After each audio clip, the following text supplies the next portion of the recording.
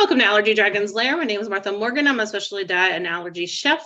I happen to have celiac disease and multiple food allergies, and I have a child with over 30 food allergies. Welcome to Allergy Dragon's Lair podcast. And if you're watching on YouTube or, wherever platform you are, please make sure to subscribe. I'm super excited about today's episode, but before I introduce our guest and jump into this, let me read my disclaimer. The views expressed here on our show are the personal opinions and life experiences of ours and our guests. We are not healthcare providers or doctors, however, some of my guests are. Please seek advice from your healthcare professional for any diagnosis or changes to your healthcare plan. Okay, in disclaimer, I may get to the point where I do not have to read that. So I have a very special guest, and I say special, I say very special guest to about all of my guests, but this is a local person, so yay! I think you're like the only second local person I have had on. Her name is Amy Wilson, and we actually met via social media, like I've met many people who are listening. And we've actually been like on a couple coffee dates. I'm coffee, or she's coffee, I'm tea, however you want to look at it. So anyway, we've really kind of formed a really unique relationship. So Amy Wilson is the Nutrition Coach Pharmacist. So welcome, Amy. I am ecstatic to be here. I love it. So thank you for having me, Martha. I'm just so excited. Oh, thank you for coming. I am so excited. Too bad we're not here. I do have my tea. I'm drinking my tea. I don't know if you have coffee. Probably not. It's a little late Water. Today. It's late. Water. Gotta drink the water. I hear ya. So I've got my tea. She's got her water, and we're going to get started. So Amy, you are the Nutrition Coach Pharmacist. Mm-hmm. So for those people listening, please tell us, what exactly does that mean to be the Nutrition Coach Pharmacist? So it's the Nutrition Coach Pharmacist came about because, one, I am a pharmacist. I have been a pharmacist for, I won't say how long, a long time. I am a board certified geriatric pharmacist. I used to work retail. I am now what's considered a long-term care consultant pharmacist. So my job is nursing homes. So I consult charts, I consult nursing homes, and I've always been into fitness. I've been teaching fitness classes since I was 16 and always had the health component as well as the pharmacy component. And then I just kind of fell into nutrition, knowing that that's a huge question that, one, as a pharmacist, I get asked all the time about nutrition and supplements. And then as a fitness instructor, also getting asked about diet, nutrition. So it was one of those things that was, I would say, almost necessary. And it really is kind of like a triangle of pharmacy, nutrition, and fitness. And it all comes together, which forms the Nutrition Coach Pharmacist. So I started that a couple of years ago. I have an Instagram page called the Nutrition Coach Pharmacist and a Facebook page, and now a YouTube page or YouTube channel. And it's all about, honestly, I'm a pharmacist who would prefer that you not be on medication if you can control it with diet and exercise. I'm not against medication. Of course, I used to dispense it and now I read charts and make recommendations. But if we can control things with our nutrition, with moving our body, we're so much better off, because no matter what, a medication is going to have a side effect. And of course, we'll probably get in that in my soapbox in a little bit. But the Nutrition Coach Pharmacist just came around because of the fitness, the pharmacy, the nutrition, and it just all kind of bounded together into one kind of nice little package. Mm-hmm. Because I really believe that like food is medicine, really. And that's basically what you're saying. Food is the most underrated form of medicine. And it's also the most underrated form of disease.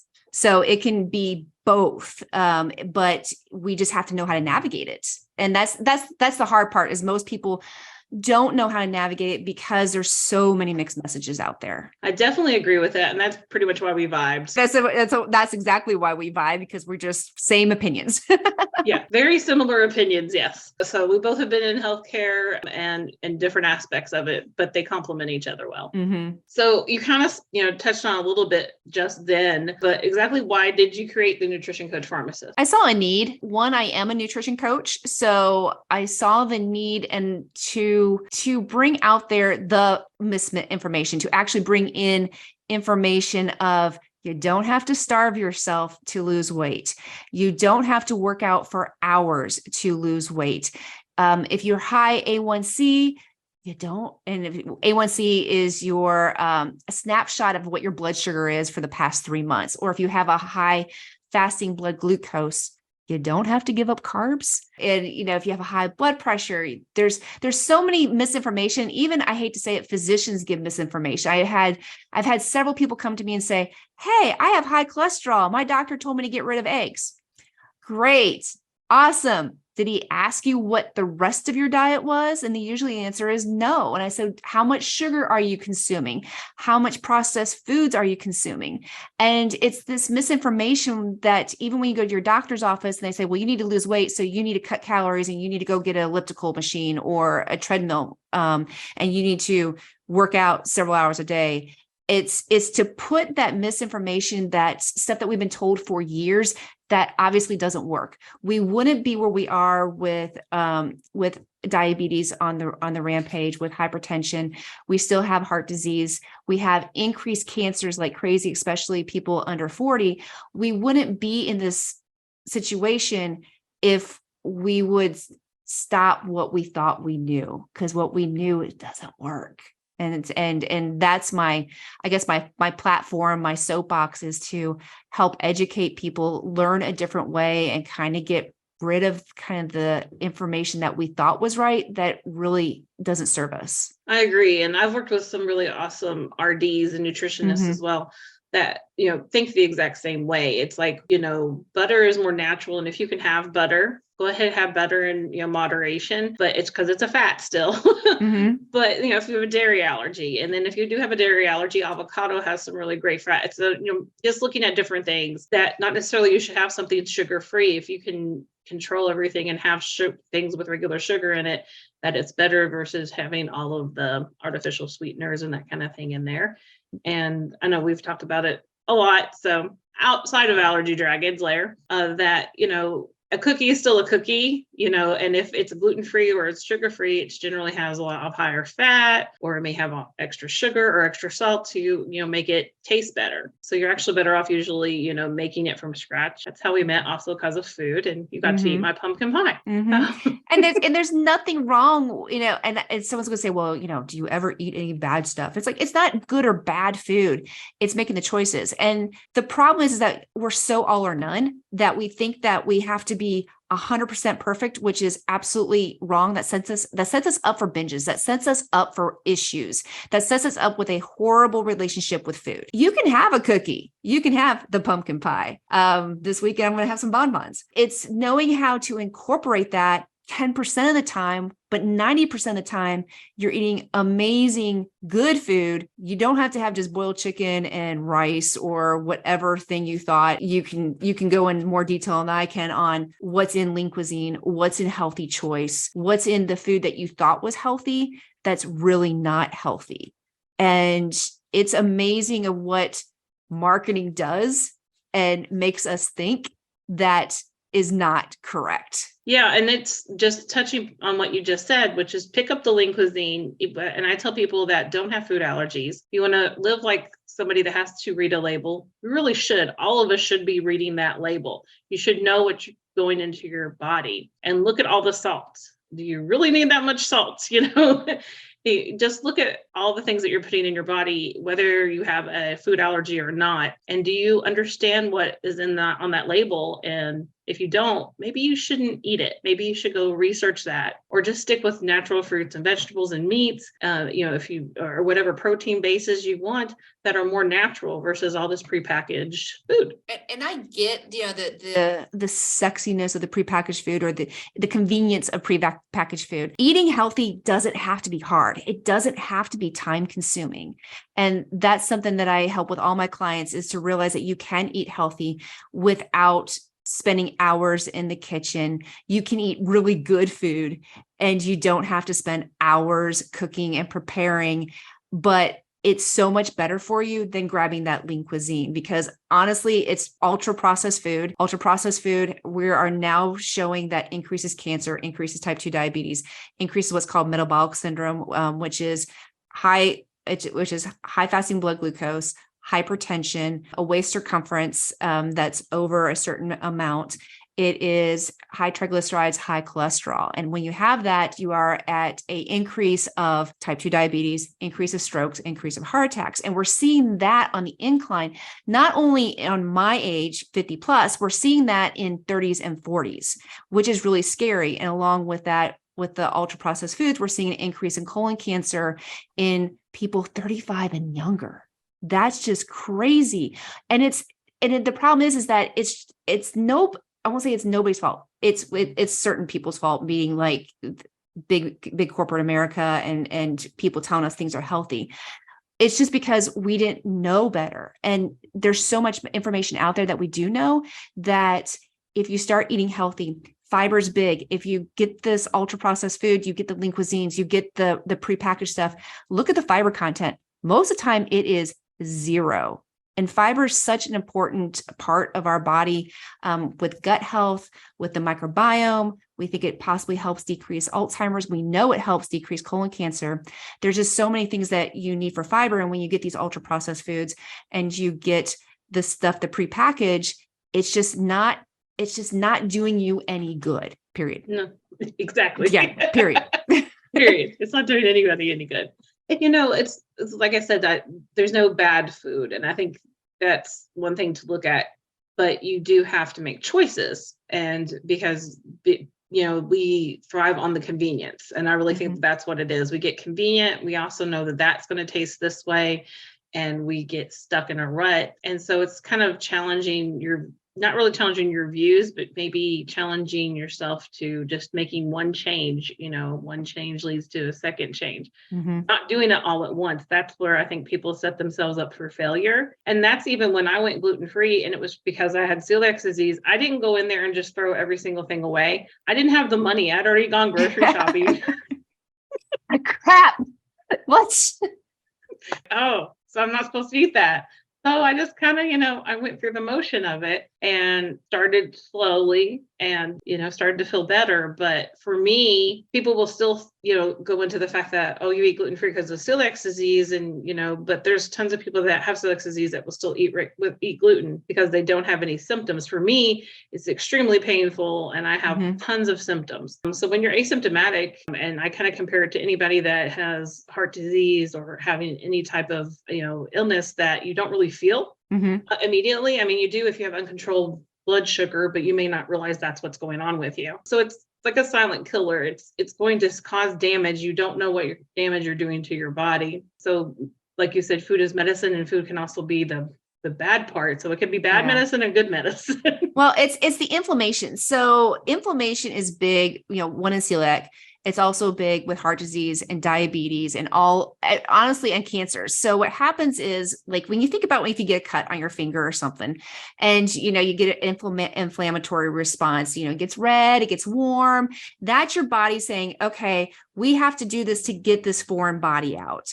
When you are feeding your body not really great food, you kind of constantly are throwing this kind of injury into your body. And it's every single time you're injuring your body. So your body's throwing out all these inflammatory markers, and it becomes a chronic inflammation. Then you start getting this chronic inflammation. Now your joints hurt. Now you might have headaches. Now you might be tired all the time. Now you might be trying to figure out, why do I feel so foggy headed? Or why is it that I just can't make it throughout the day without a power bar or coffee? Or, the morning I wake up and I'm exhausted and I hurt, and not even thinking about the food that you're eating. And that could be the cause of it. And that's not saying that everybody has to go gluten-free. I am gluten sensitive. So I do not eat gluten, but there's some things that you can take away. And a lot of that is the sugar, the processed food, the chemicals. And it's amazing how good you start feeling. And you didn't realize how bad you felt until you start feeling good. You didn't realize what your norm was. And then when you start feeling great, you're like, wow, I was in this brain fog the whole entire time, or I had this headache the whole entire time. And I just thought it was stress, or I thought it was, my prescription on my glasses, and didn't realize that it's what you're putting in your body was causing it. And that's kind of mind blowing for a lot of people, because it's almost like a breakup too. It's like you're breaking up with a bad boyfriend who keeps wanting to come back, because you're like, but but the cookies, but the chips, the Doritos, all the things are going through McDonald's or going through this. And it is kind of like a breakup that you're almost sad, but you're happy at the same time, but you kind of want to go back. But it's a struggle. But usually what happens is that feeling good always wins. Being a better person always, when you get rid of the baggage, sometimes gets better. You become a better, you feel better. And that's what we all want, is that honestly, we all want to feel better. We all want to have energy. We want to live with purpose. We want that vibrance. And it's sometimes hard to believe it's the reason we're not there is because it's caused by food. People want like instantaneous, results. And Amazon Prime. We want Amazon Prime all the time, even with our bodies. Yeah. It's not going to happen that way. And that includes like, if you have a medical reason for celiac disease. I know we've talked about before, like with your clients, you have them like take some things away for a while and then reintroduce them, kind of like an elimination diet. And like I said, we're not preaching one particular diet to anybody because you believe the same thing I do, which is like everybody's prescription is different. Like you can avoid some gluten. They possibly have a little bit issues when you have it. But for me, if I get gluten, it's completely, totally different. Yeah, exactly. Yeah. So our prescriptions are different, but we both appreciate the fact that you can still have delicious food and enjoy life and have results, and you don't have to do it all at one time. Yeah, absolutely. You can still go out to eat. I mean, you just have to do a little bit of homework and know which restaurants are better for you than others. And that's the big thing. You still can live life, and you can still live life fully, if not even better than before, especially when you start feeling better. I agree. Amy, let me see here. So we've gotten to talk about so much stuff, but I wanted to know who would be like your perfect client, who would be reaching out to you. It's interesting. So I do a lot of menopausal women who Generation X, who are going through the same thing. I get a lot of fitness instructors, but I also get men and people who have had gastric sleeves or gastric bypass who are about 2 to 3 years out. I also get younger people too. So it is kind of across the board. And I also get prediabetes, diabetics, and hypertension, just because I'm a pharmacist and I understand the medication that they're on. I understand what they're going through. And it's really just to people who want to get healthy, because I will tell everybody and anybody who will listen to me is step away from the scale. It's not about how skinny you can get. We have, especially over 45, over 50, we have a finite window to get our crap together. And it's not to get skinny. You can no longer out-train a bad diet. You no longer can take your health for granted or think that things aren't going to happen, because you're on one of two paths. One, you're on a path of illness due to aging, or you're on a path to try to prevent that illness due to aging. And trying to lose weight and be skinny is not where it's at. And people were like, but I want to. You will get there. You will get there with your nutrition, with, well, I could say weight training, getting muscle mass. You will get there. It's just that the scale is not the tool that you want to use to judge your progress. No, I agree with that. I think it's just how you feel. Totally. Because I will never be a teeny, tiny person. That's just not in my cards. But I look back now and I know I'm not the 400 plus pounds I used to be. So, but so I agree 100%. And yeah, that's very interesting that you really kind of cover a big demographic. Yeah, and the gastric sleeve and the gastric bypass is because, most programs do have an RD that they work with. The problem is sometimes they just forget and old habits occur, and going back to not eating as well as they should. Maybe the weight's coming back on. They don't feel good. And it's getting back to understanding that what you put in your body is how your body's going to react. You can either be processed foods, or you can put the meat and the vegetables and the fruit in your body, which what your cells prefer. And it's especially with gastric bypass or gastric sleeve, is that nutrition is so important because the body is only absorbing so much. And I work a lot with that. And in menopause too, because the hormones change and the fat distribution changes. And unfortunately, what we've done to our younger selves and the dieting that we've done to our younger selves has set us up for issues in menopause, has set us up for thyroid issues, because we underate and overworked out. And that stressed our thyroid, that actually decreased our muscle mass, which actually slowed down our metabolism. So it's not necessarily our metabolism slows down with age. We kind of did it to ourselves. And so we need to implement things that will actually speed up our metabolism instead of slow it down. For menopausal women, because I'm going through that. Yay. So much fun. Yeah. Woohoo! Yay. So I'm a Gen Xer. My doctor said, just don't even really stress about gaining weight. Like, don't try to lose weight, but just try to maintain a healthy diet, that kind of thing. Obviously not trying to gain weight, but he was like, you're probably going to gain weight. And he goes, you just should not be stressing out. And he said that he believed sleeping is like the biggest thing and he goes, especially in my aspect. And so he was like, you're probably better off getting an extra 1 hour of sleep versus trying to go get that workout in. He goes, get a 10-minute workout in if you can. He goes, don't try to get a 30-minute one if you can't, and then go sleep an extra hour. So basically just making sure I go to sleep, because I'm very bad about sleeping. Mm-hmm. So how accurate do you think that is? This could be a whole episode. So, oh, wow. Okay. So skim over it. So let me skim. So sleep is absolutely important. So sleep is where we recover, we rest, we rebuild when we don't get enough sleep, especially in menopause. So as we increase in, with decreasing the estrogen, we increase our fat because we overworked out and underage, we have some metabolic issues. So what happens is that also during menopause, our cortisol levels go up. Cortisol is a great hormone for fight or flight. Cortisol is not a great hormone when it's on 24/7.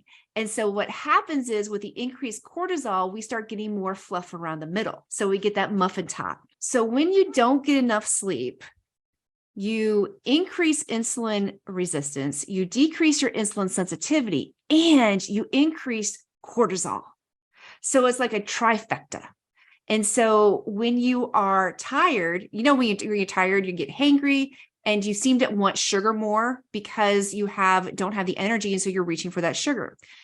Thank you, cortisol. It also has to do with ghrelin and leptin with those hormones too. So there's so much happens when you are constantly pushing yourself 24/7.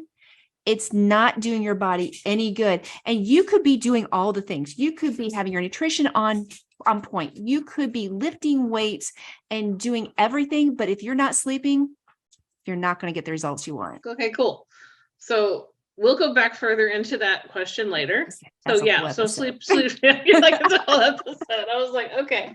But yeah, his biggest thing for me was like, you're just not, he goes, your biggest thing is you're not sleeping enough. He goes, I can't really diagnose you on anything else until you sleep. Yeah. So, and we can get more into that on another episode, but sleep hygiene is huge. So having a system at night to get yourself to bed. So before we wrap up this episode, because I have a feeling we're going to continue and do another episode, I'm pretty sure there's going to be a part 2. So anything you want to add or anything that we did not go over? Yeah, we'll get that in part 2. We can go over more. Okay. And wrap up, know that it's, nutrition, getting more muscle mass by lifting weights, and, anything is possible. So I don't want anybody ever to feel hopeless. And we get that a lot, is that you think that you've tried everything. You think that there is no hope for you. You've tried everything. You can't lose weight. You can't get into the dress that you want to. Give yourself a break and understand that maybe you're not eating enough. And I know that's hard to think about, but maybe you're not. And it's okay to try one more thing. And it's okay to get help and understand that sometimes we just can't do it alone. Awesome. Very great advice. Thank you so much, Amy, for coming on. Absolutely. Okay, well, I'm going to go ahead and end this episode real quick. Make sure to subscribe to Allergy Dragon's Lair. Check out Amy with Nutrition Coach Pharmacist on YouTube, Instagram. All the links will be down below. And I'm pretty sure we're going to have another episode, so listen to that one when it comes out. Talk to you later. Bye. Bye.